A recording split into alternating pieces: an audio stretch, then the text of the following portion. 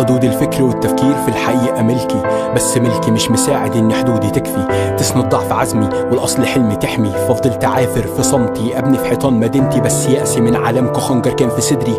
جرح بكرة المضمون من ساعات اليأس خلى املي في الحياة طاقة كانت بالعكس تكشف كل سلب وتسلب كل حق. تعفي نفسي من نضال والصراخ بلا، اختياري لاختياركو وعد واتفاق اني امضي عالضمانة واحلف بالولاء. اسف مش هساعد اكون لحلمي باعد، اقتل كل شاهد كان للثورة واعد. الخروج عن المضمون فكرة مش مألوفة، والمألوف للعقول فكرة كانت موصوفة. تحجم كل جامح تربط كل حي، تمحي من قاموس حياتك اللي بكرة جاي غصب عني. لو هتكون معايا كذبة واضحة من البداية وعايشة للنهاية. انت عكس فعلي انت كل ماضي، انت راضي الحقوق تضيع وتبقى عادي. فرق العمر والتفكير بين الجيل الحر زي حبك للحياة واختيار المر.